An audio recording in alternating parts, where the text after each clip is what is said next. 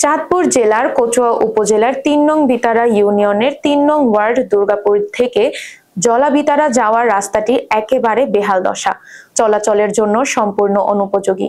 এ অঞ্চলের প্রায় ৮ থেকে ১০ হাজার মানুষকে চলাচলে অসহনীয় কষ্ট স্বীকার করতে হচ্ছে। সরজমিনে গিয়ে দেখা যায়, দুর্গাপুর থেকে জলাবিতারা যাওয়ার যে রাস্তাটি রয়েছে, এই রাস্তাটির অবস্থা একেবারেই খারাপ। এলাকাটির মূল এরিয়া থেকে একটু দূরে হওয়ার উন্নয়নের কোনো ছোঁয়াই যেন এই জায়গার মধ্যে লাগেনি।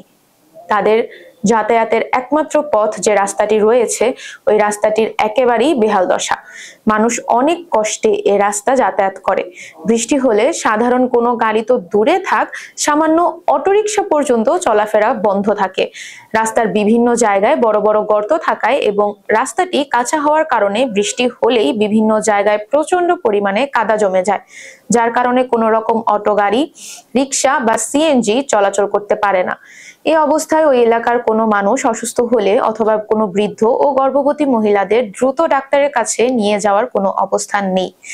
সেখান থেকে কয়েকজন এলাকাবাসীর সাথে কথা বললে তারা সাংবাদিকদের বলেন, আমরা এই এলাকার মানুষ সব দিক দিয়েই বঞ্চিত।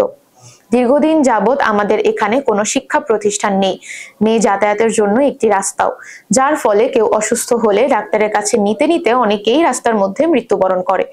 তাদের মধ্যে কবির হোসেন নামের আরেকজন বলেন, এই রাস্তার অভাবে আমাদের অনেকের বাচ্চা কাচ্চা দূর দূরান্তে রেখে পড়াশোনা করাতে হয় এবং দূরের কোনো মানুষের সাথে আমাদের ভালো কোনো আত্মীয় হয় না।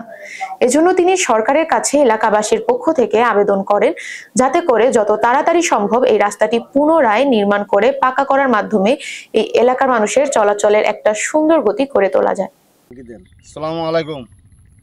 আমরা জলাবাড়ির দুর্গাপুরের উত্তর দিয়ে রাস্তার আঙ্গ যেহেতু তার লেগা আঙ্গ অসুবিধা হয়ে গেছে গা, মানে আঙ্গরে সাহায্য করে রাস্তা যেমন আঙ্গ গাড়ি চল করে দেন। আমরা যাইতে পারি না, আইতে পারি না, সমস্যা। একটা রোগী যদি হয়, রোগীরা কী বাজে নেমো ওই পদ্ধতি আঙ্গ নেওয়ার তৌফিক নাই। কিন্তু এই রাস্তাটা যদি ভাগ করে দেন তাহলে আমরা ক্লিয়ার মতন যাইতে পারি, আইতে পারি। আসসালামু আলাইকুম রহমতুল্লাহ বরকাতু।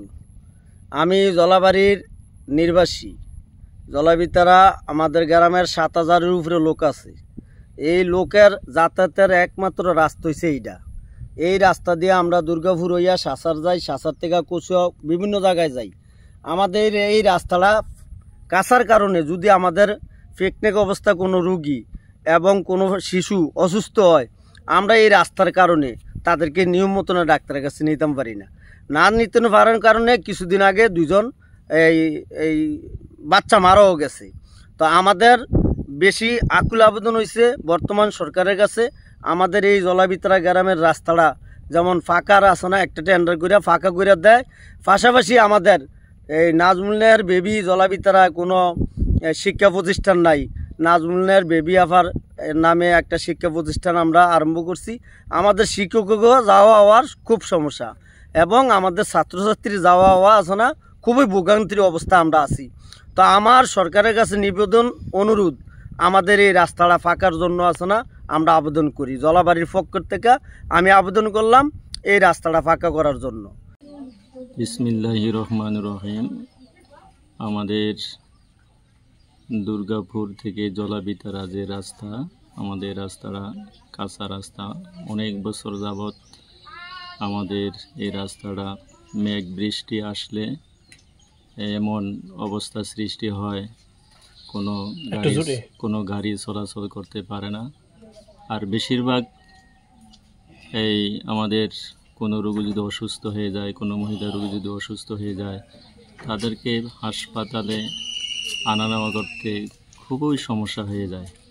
যার কারণে আমাদের এই দুর্গাপুর থেকে জলাবিতারা যে রাস্তাটা আছে, এই রাস্তাটা যদি আমাদের পাকাকরণ হয়, সংস্কার হয়, তাহলে আমাদের এই রোগী আসা যাওয়া এবং সাধারণ মানুষের যাতায়াত ব্যবস্থাটা খুবই ভালো হয়।